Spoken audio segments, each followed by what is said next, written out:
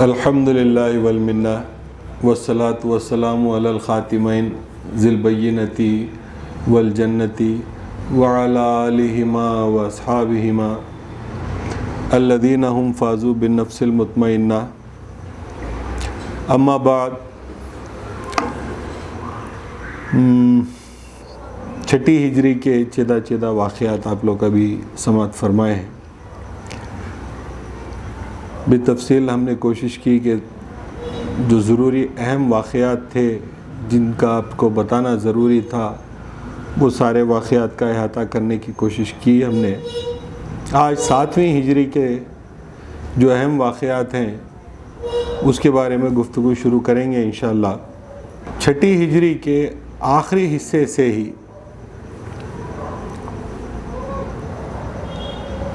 یہود جو مسلسل مسلمانوں کے خلاف کمر بستہ رہے،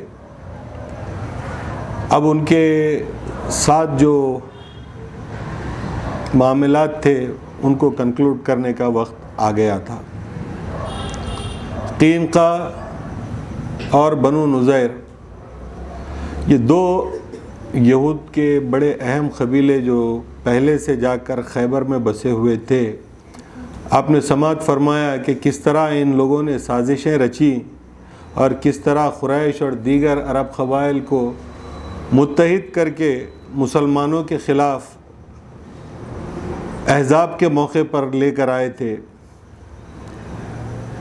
احزاب کے موقع پر انہیں ہاتھ کچھ نہیں آیا بلکہ بنو قریظہ کو یہ تباہ کر کے چلے گئے. اب انہیں اپنی شرمندگی کا احساس بھی تھا.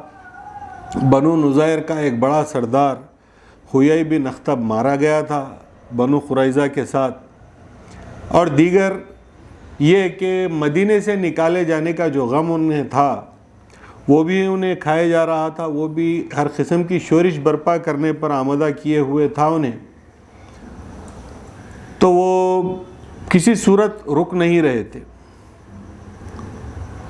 جب ان لوگوں نے یہ دیکھا کہ قریش کے ساتھ حضور صلی اللہ علیہ وسلم کا معاہدہ ہو گیا ہے، اب کسی صورت مشرکین عرب کو رسول اکرم صلی اللہ علیہ وسلم کے خلاف جمع کر کے ان پر حملہ کرنا یا ان سے انتقام کی کوئی صورت پیدا کرنا ان کے لیے عملاً اب ممکن نہیں تھا. لے دے کر انہیں ایک سہارا جو تھا وہ یہ تھا کہ خیبر سے متصل قبیلہ غطفان جو بسا ہوا تھا، یہ عرب کا ایک بہت بڑا قبیلہ تھا، اور بالخصوص قبیلہ غطفان ایک قبیلہ تھا، قبیلہ فزارہ. یہ قبیلہ مسلمانوں کا بڑا دشمن تھا.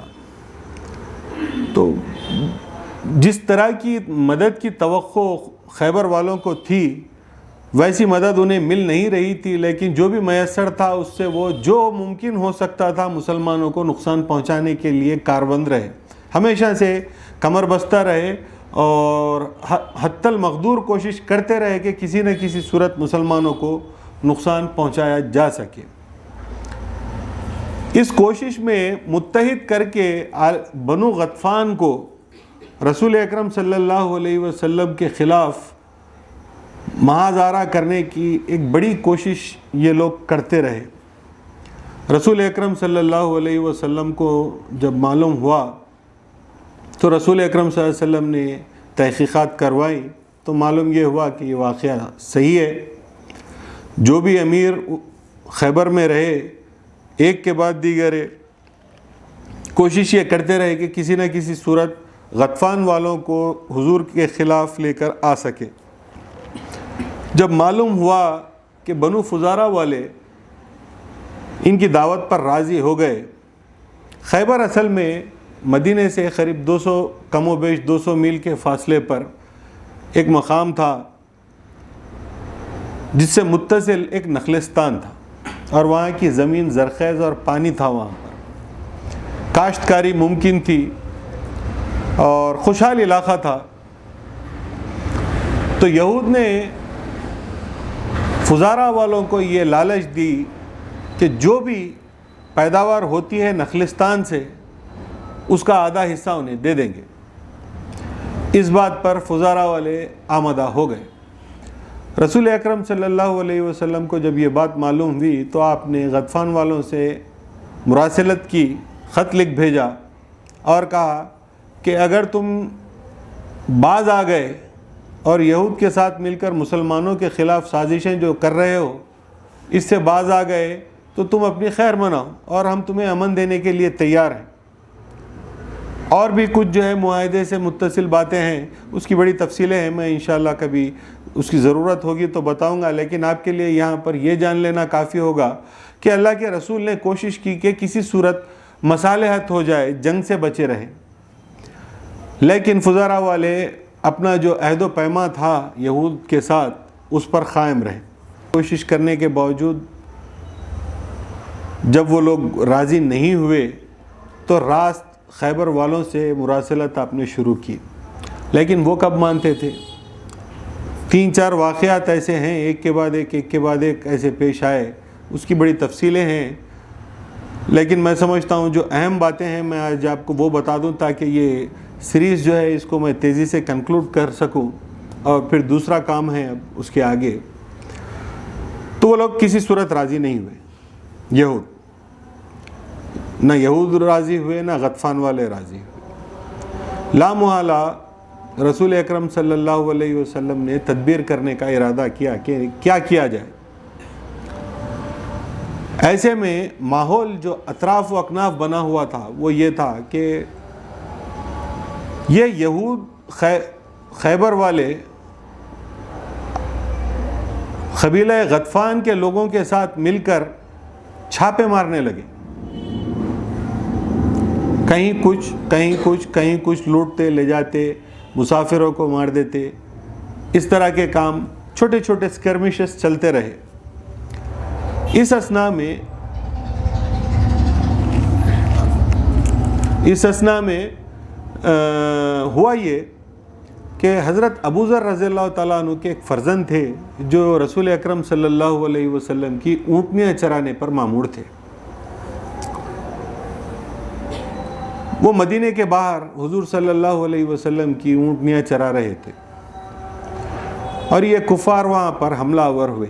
30-35 آدمی کا ایک گروپ مل کر حملہ آور ہوا اور حضرت ابو ذر کے فرزند کو شہید کر دیا، ان کی اہلیہ کو گرفتار کر لیا، اور قریب 20 اونٹنیاں رسول اکرم صلی اللہ علیہ وسلم کی ذاتی ملک کی جو تھیں وہ لے کر وہاں سے فرار ہوئے۔ سلمہ ابن اکوع رضی اللہ تعالیٰ عنہ کو اس کی خبر ملی تو انہوں نے نعرہ لگایا، کچھ مسلمانوں کو لیا اور حملہ آوروں کا تعاقب کیا۔ ایک مقام پر وہ لوگ اونٹنیاں چرا رہے تھے اور انہیں پانی پلا رہے تھے۔ جب انہوں نے دیکھا کہ یہ لوگ یہاں پر رکے ہوئے ہیں تو حضرت سلمہ نے حملہ کر دیا۔ جب تیر چلائے تو یہ کفار وہاں سے نکل کے بھاگ گئے۔ بہرحال حضرت سلمہ نے حملہ کیا، کسی طرح لڑ بھیڑ کر وہ 20 اونٹنیاں جو لے کر جا رہے تھے وہ لوگ وہ ان سے واپس حاصل کیا اور رسول اکرم کی خدمت میں حاضر ہوئے اور عرض کی، یا رسول اللہ، میں نے دشمنوں کو پیاسا چھوڑ دیا، 100 آدمی اگر آپ مجھے دیں اور اجازت دیں تو میں جاتا ہوں اور انہیں سیراب کر کے آ جاتا ہوں۔ رسول اکرم صلی اللہ علیہ وسلم نے کہا جو ضروری تھا وہ تم نے کر دیا، لیکن یہ واقعہ یوں ہی جانے والا نہیں تھا، اس طرح کے حالات پیش آ ہی رہے تھے۔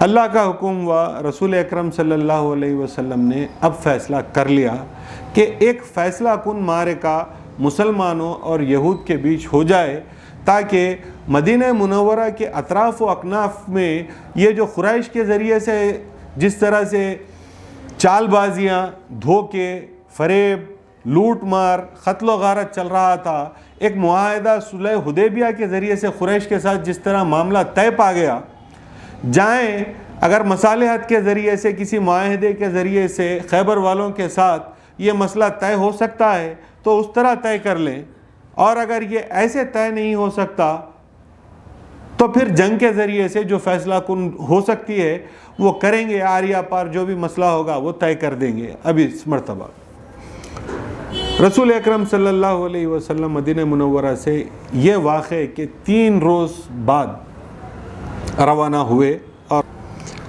خیبر جب پہنچے تو اللہ کے رسول تھے، وہ حکمت جانتے تھے. انہوں نے خیبر کے اور غطفان کی زمینوں کے بیچ میں پڑاؤ ڈالا، کیونکہ وہ جانتے تھے کہ فزارہ والے یقیناً خیبر والوں کی مدد کے لیے آئیں گے. تو انہوں نے پڑاؤ ایسے مقام پر ڈالا کہ اگر فزارہ والے خیبر والوں کی مدد کے لیے آنا بھی چاہیں تو مسلمانوں سے لڑے بغیر آ نہیں سکتے. اب کھلے میدانوں میں مسلمانوں کا مقابلہ کون کرے گا؟ لیکن خیبر کی ایک حقیقت تھی، وہ یہ تھی کہ خیبر میں چھوٹے بڑے بہت سارے قلعے بنے ہوئے تھے. یہود چھوٹے چھوٹے جو قبیلے تھے ان کے چھوٹے چھوٹے قلعے بنے ہوئے تھے، اور جو بڑے بڑے قبیلے تھے ان کے بڑے بڑے قلعے بنے ہوئے تھے، جن میں قابل ذکر 6 بڑے ایسے قبیلے تھے اور ان کے قلعے تھے کہ جن میں بے انتہا رسد کو جمع کیا جا سکتا تھا.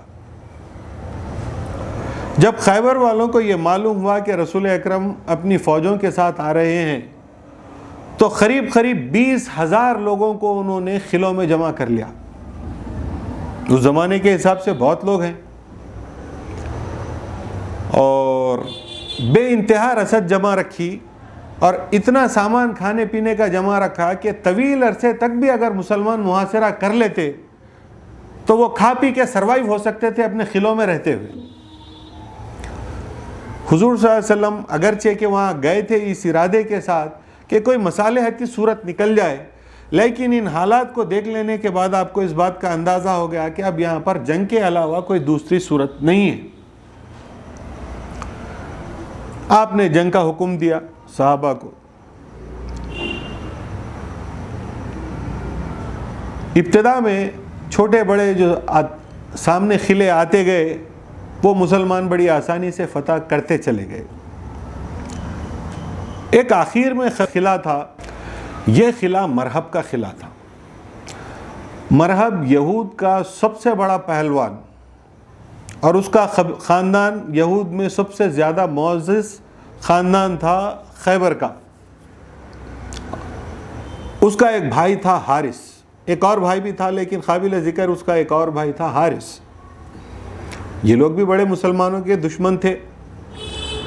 سارے قلعے جب اطراف کے فتح ہو گئے تو آخر میں اس کا قلعہ فتح کرنے کا وقت آیا. اب اس کا قلعہ تھا بہت بڑا، اس کے اندر لوگ بہت زیادہ جمع تھے، اور اس نے ڈیفینڈ بڑا اچھا کیا ہوا تھا اس قلعے کو، مال و اسباب کے ذریعے سے، لوگوں کے ذریعے سے. روایات اس سلسلے میں جو آئی ہیں وہ کچھ ایسی ہیں جو بالکل سیدھی سیدھی ہیں، کچھ ایسی ہیں جو کانٹروورشل ہیں. لیکن کانٹروورشل اور سیدھی سیدھی روایات کے بیچ میں عقل اور دل جن باتوں کی گواہی دیتا ہے میں وہ آپ کے سامنے رکھوں گا کہ اللہ کے رسول نے جب حکم دیا اس قلعے کو فتح کرنے کا تو سب سے پہلے حضرت ابوبکر رضی اللہ تعالیٰ عنہ کو حکم دیا. حضرت ابوبکر رضی اللہ عنہ اس قلعے کو فتح کرنے کی کوشش کیے لیکن ان کو کامیابی حاصل نہ ہو سکی. وہ واپس آ گئے. جنگ میں طریقہ یہ ہوتا تھا، مسلمانوں نے یہ طریقہ خاص طور پہ اختیار کیا.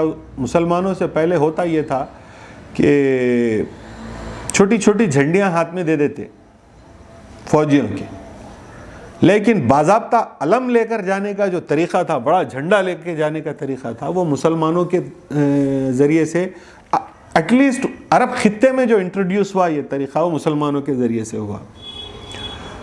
اور بالخصوص یہ جنگ پر جانے سے پہلے جو علم بنایا گیا یعنی جو جھنڈا بنایا گیا تھا وہ جھنڈا حضرت عائشہ رضی اللہ تعالیٰ عنہ کے دوپٹے سے بنایا گیا تھا. تو یہ جھنڈا لے کر جب یہ لوگ وہاں گئے تو اللہ کے رسول نے پہلے جھنڈا حضرت ابوبکر رضی اللہ عنہ کے ہاتھ میں دیا، لیکن وہ فتح نہیں کر سکے. پھر حضرت عمر کو دیا. حضرت عمر بھی کوشش کیے لیکن وہ فتح نہیں کر سکے. ایک کانٹروورشل روایت اس سلسلے میں یہ ہے کہ حضرت عمر نے کے تعلق سے یہ کہا جاتا ہے کہ جب وہ فتح کرنے کے لیے گئے تو ان کے پیر وہاں پر جم نہیں سکے اور وہ لوٹ کر آ گئے، اور انہوں نے فوج کے متعلق شکایت کی اللہ کے رسول کی خدمت میں کہ ان لوگوں نے وہ مردانگی کا ثبوت نہیں دیا جو انہیں دینا چاہیے تھا، افراد فوج کے تعلق سے، سپاہیوں کے تعلق سے۔ اور ایسا ہی اعتراض فوج نے حضرت کے تعلق سے کیا کہ انہوں نے وہ بہادری کا مظاہرہ نہیں کیا جو ان کو کرنا چاہیے تھا ایک قائد کی حیثیت سے۔ لیکن میں یہ سمجھتا ہوں کہ جس قسم کی پرسنالٹی حضرت عمر کی رہی ہے اور جس قسم کی کہ مسلمانوں کی اللہ کے رسول کی طرف اور دین اسلام کی طرف وارفتگی رہی ہے، میں نہیں سمجھتا کہ ایسا کچھ ہوا ہوگا۔ واقعہ یہ ہے کہ حضرت ابو بکر رضی اللہ تعالیٰ عنہ نے جس طرح کوشش کی اور کامیاب نہ ہو سکے، اسی طرح حضرت عمر رضی اللہ تعالیٰ عنہ نے بھی کوشش کی ہے اور وہ اس میں کامیاب نہیں ہو سکے۔ اہل تشیع تھوڑا سا مبالغے سے بہت ساری باتیں کہتے ہیں، لیکن وہ بات صحیح نہیں ہو سکتی اور ہمارا دل اس بات کی گواہی نہیں دیتا اور ہم اس کو قبول نہیں کر سکتے۔ جو اہل سنت کی کتابوں میں بھی کچھ روایات ایسی آ گئی ہیں جن کی بنا پر یہ کہتے ہیں، میں نہیں سمجھتا ان میں سے کسی روایت کی کوئی حقیقت ہے۔ حقیقت ہم یہ سمجھ کر چل رہے ہیں، ہمارے نظر میں جو تاریخ ہے اور جو پرسنالٹیز کا اسسمنٹ ہے ہمارے پاس، حضرت عمر نے بھی کوشش کی لیکن کامیاب نہیں ہو سکی۔ غرض یہ صحرا کامیابی کا اللہ نے کسی اور کے سر کے لیے مقرر کر دیا تھا، تو لازم بات تھی کہ کسی اور کے ہاتھوں یہ خلا فتح ہو ہی نہیں سکتا تھا۔ لاکھ اس میں سہولتیں ہو جاتی، لاکھ اس کے اندر آسانی پیدا ہو جاتی، بھی تو جس کے مقدر میں اللہ نے یہ فتح لکھی تھی اسی کے ہاتھ سے یہ قلعے کو فتح ہونا تھا۔ رسول اکرم صلی اللہ علیہ وسلم نے اس رات جب حضرت عمر نے کہا کامیاب ہو کر نہیں لوٹے، تو اللہ کے رسول نے کہا کل یہ جھنڈا میں اس شخص کے ہاتھ میں دوں گا جس کے ہاتھ پر یہ قلعہ فتح ہوگا، وہ اللہ اور اس کے رسول سے محبت کرتا ہے اور اللہ اور اس کے رسول اس سے محبت کرتے ہیں۔ حضرت سعد ابن ابی وقاص روایت کرتے ہیں کہ ہم سب کو بڑی بے چینی تھی کہ وہ کس کا نام لیں گے، اللہ کے رسول، کیا میں ہوں کیا میں ہوں۔ حضرت عمر باوجود اس کے کہ کامیاب نہیں لوٹے تھے، وہ بھی امیدوار تھے شاید میرے حصے میں آئے گی۔ سارے صحابہ کو اس بات کی امید تھی کہ ان کا نام لیا جائے گا، بڑے بڑے جلیل القدر جو صحابہ تھے۔ لیکن صبح ہوئی تو حضرت اللہ کے رسول نے فرمایا علی کہاں ہیں، علی کو بلاؤ۔ اب اس وقت حضرت علی جنگ کا حصہ بنے ہوئے نہیں تھے، فوج کے ساتھ نہیں تھے۔ حضرت سلمہ ابن اکوع رضی اللہ تعالیٰ عنہ ادھر ادھر دوڑے حضرت علی کو ڈھونڈتے ہوئے، جب اللہ کے رسول کی خدمت میں آ کے کہا کہ علی تو لشکر کے ساتھ نہیں ہے، وہ لشکر والوں کے لیے کھانا پکا رہے ہیں اور انہیں آشوب چشم کی شکایت ہے، یعنی کنجکٹیوائٹس جس کو آج آپ کہتے ہیں، آنکھیں لال ہو جانے کی جو شکایت ہوتی ہے، وہ مرض آپ کو ہوا تھا، آپ کی آنکھیں دکھ رہی تھی اور آپ نے یہ فیصلہ کیا کہ بجائے جنگ میں جا کے تکلیف اٹھا کے ایسا ہے کہ unfit soldier is a liability for the army, تو آپ نے فیصلہ یہ کیا کہ پکوان وغیرہ جو دوسری خدمات ہو سکتی ہیں میں وہ کام کر لوں گا بجائے لشکر میں آگے جانے کے، تو آپ جنگ کا حصہ نہیں تھے۔ غرض حضرت سلمہ نے انہیں جا کر حضرت علی کو کہا کہ اللہ کے رسول طلب فرما رہے ہیں۔ رسول اکرم صلی اللہ علیہ وسلم کی خدمت میں جب وہ حاضر ہوئے تو اللہ کے رسول نے حضرت علی کے آنکھوں میں اپنا لعاب دہن لگایا اور آپ کو فوری آرام ہو گیا۔ یہ اللہ کے رسول کے ذریعے سے اللہ تبارک و تعالیٰ نے اپنے ایک معجزے کو ظاہر کیا کہ کس طرح غیبی مدد کے ساتھ مسلمان میدان میں اترے تھے اور مسلمانوں کی کس طرح غیبی مدد ہوتی رہی۔ حضرت علی نے عرض کی، اب دیکھیے کہ قلعے کو فتح کرنے کے لیے مسلسل کوشش کر رہے ہیں، 20-30 دن کا محاصرہ ہو چکا ہے، قریب 23 دن کا کچھ محاصرہ ہو چکا تھا، لیکن قلعہ فتح ہو نہیں رہا تھا۔ حضرت علی جو کہ بیمار تھے، اللہ کے رسول نے طلب کی کیا، ان کے ہاتھ میں جھنڈا دیا، ان کی آنکھوں میں لعاب دہن لگایا، اور ان سے اللہ کے رسول سے حضرت علی سوال یہ کر رہے ہیں، یا رسول اللہ کیا آپ اس بات کا حکم دیں گے کہ ہم لڑ کے جنگ کر کے سارے یہود کو مسلمان کر لیں؟ اللہ کے رسول نے فرمایا تم بڑے آرام اور محبت کے ساتھ اللہ کے دین کا پیغام ان تک پہنچا دو، اگر وہ مان کر قبول کر کے دائرے دین میں آ جاتے ہیں تو ان کے ساتھ رحم کا معاملہ کرنا، اور اگر جنگ پر آمدہ ہیں تو پھر تم کو اختیار ہے تم ان سے جنگ کرو۔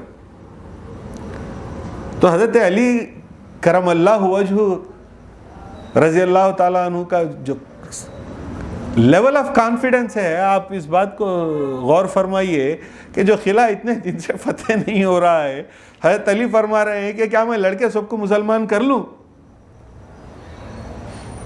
غرض حضرت علی میدان میں پہنچے۔ حارث جو مرحب کا بھائی تھا، پہلے اس نے حضرت علی کا مقابلہ کرنا چاہا، حضرت علی نے واض و نصیحت کے ذریعے سے، جیسا کہ میں نے آپ سے اس سے پہلے مسلمانوں کا طریقہ عرض کیا ہے کہ ادعو الی سبیل ربک بالحکمت والموعظۃ الحسنۃ، اپنے پروردگار کی طرف لوگوں کو بلاؤ حکمت اور واض و نصیحت کے ذریعے سے۔ تو حضرت علی میدان جنگ میں مبارزے کے لیے اترے ہوئے ہیں اور مقابل کو واعظ کر رہے ہیں، نصیحت کر رہے ہیں کہ تم جو غلط راستے پر گمراہ ہو اس سے باز آ جاؤ اور دین اسلام کو قبول کر لو تو اللہ تم کو معاف کر دے گا، تم پر مہربانی کر دے گا۔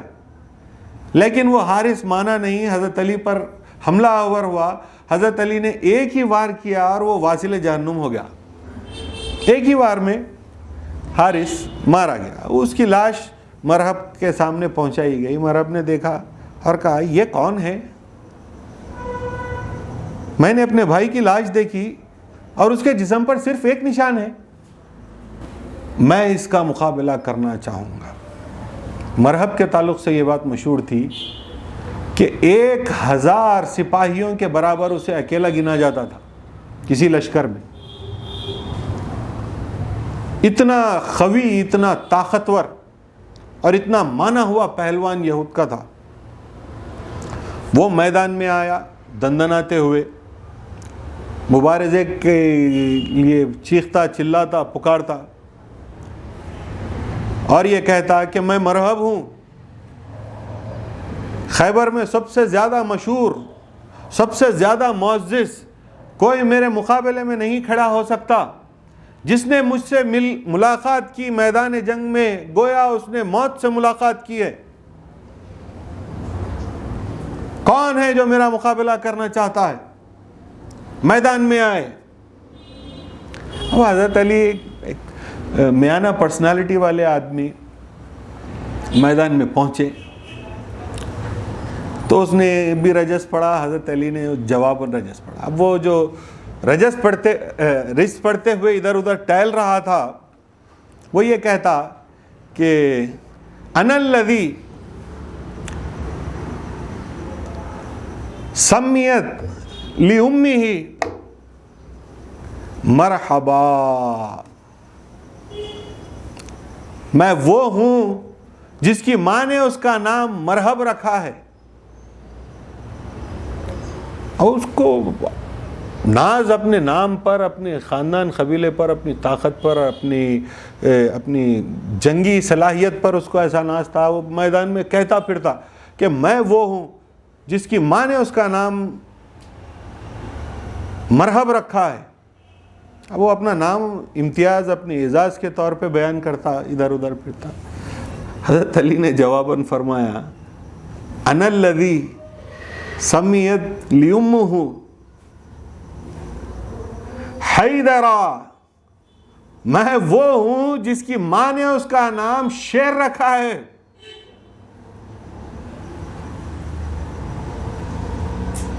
مرحب نے کہا ٹھیک ہے، مقابلہ کرتے ہیں۔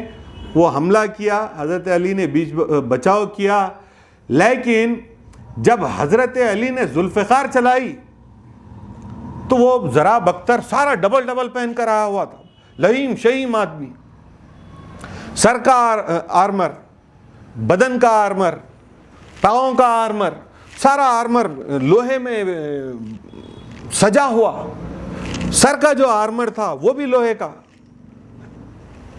لیکن جب حضرت علی نے ذوالفقار چلائی تو اس نے کوشش کی کہ سپر سے روکے، ڈھال سے روکے، لیکن اللہ کے شیر کے ہاتھ میں اللہ نے وہ قوت دی تھی کہ سپر کٹتے ہوئے مرحب کے سر کا ہیڈ گیئر جو تھا آرمر کا، وہ کٹتے ہوئے سر میں تلوار اترتے ہوئے دانتوں تک اتر گئی. آپ غور فرمائیے کہ اللہ نے اب حضرت علی کو کیا قوت عطا فرمائی تھی. راوی بیان کرتے ہیں کہ جب حضرت علی نے وار کیا تو اس کی آواز ساری فوج نے سنی.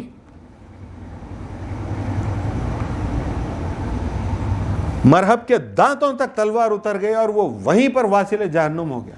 حضرت علی نے اس کو بھی واضح و نصیحت کی، کہا کہ باز آ جا، اسلام پر ایمان لے آ، اللہ کے رسول کی خدمت میں حاضر ہو جا، اللہ کی توحید کو قبول کر لے، تو بھی تو ہمارا دینی بھائی ہے، تو اور ہم آل ابراہیم سے ہیں، ہمارا دین ابراہیم ہی کا تو دین ہے، تمہاری نجات کا راستہ دین اسلام کو اختیار کرنے میں، تم بھی تو صدیوں سے کسی نبی اللہ کے منتظر ہو، محمد اللہ کے وہی وعدہ کیے ہوئے نبی ہیں، جب وہ آ گئے ہیں تو تم ان سے کیوں نہیں بیعت کر لیتے، ان کی کیوں نہیں اطاعت کر لیتے.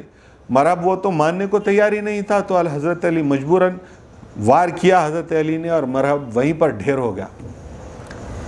یہ بڑا مشہور واقعہ تھا. لیکن کچھ ناصبی آج بھی ایسے ہیں جن کو حضرت علی سے حسد ایسا ہے کہ یہ خیبر میں فتح خیبر کا صحرا جو حضرت علی کے سر پہ اللہ کے رسول نے باندھا ہے، کوشش یہ کرتے ہیں کہ ان کے سر سے کھول کے کسی اور کے سر پر باندھ دیں. لیکن اللہ جس کو عزت دینا چاہتا ہے اس کو عزت دیتا ہے. کسی کی کامیابی کو دیکھ کر ریاکٹ کرنے کی دو صورتیں ہو سکتی ہیں. ایک یہ کہ آپ رشک کرو، آرزو کرو کہ یا اللہ ہم کو بھی ایسا مقام اور مرتبہ عطا کرے، اور ایک صورت یہ ہے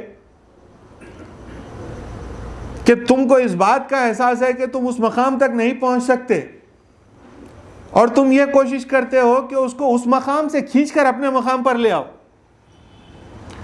لیکن اللہ تبارک و تعالی نے حضرت علی کرم اللہ وجہہ کو جو مقام اور مرتبہ عطا فرمایا ہے، اس مقام کی پر نہ رشک کیا جا سکتا ہے، نہ اس سے حسد کیا جا سکتا ہے، کیونکہ وہاں تک پہنچنا کسی کے بس کی بات ہے ہی نہیں.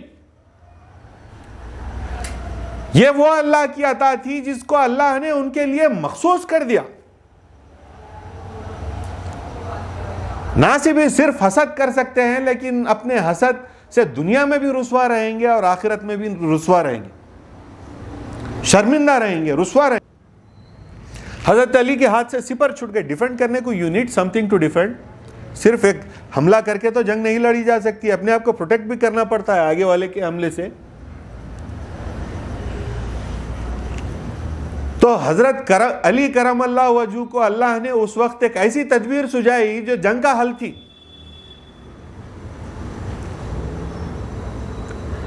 یہ کام عام انسانی قدرت سے ہونے کا کام نہیں تھا، یہ کام کوئی عام انسان کے ہاتھ سے ہونے کا نہیں تھا. اللہ تبارک و تعالیٰ کے حکم سے ہی حضرت علی کرم اللہ وجہہ آگے بڑھے. خیبر کے قلعے کا ایک دروازہ تھا جو لوہا پلایا ہوا دروازہ تھا، اپنے آپ میں ایک چٹان کی طرح کھڑا ہوا دروازہ تھا. حضرت علی کرم اللہ وجہہ نے اس دروازے کو اپنے ہاتھ سے اٹھایا اور اکھاڑ کے دروازہ باہر نکال لیا، اور اپنی دفاع کے لیے اس دروازے کو استعمال کیا.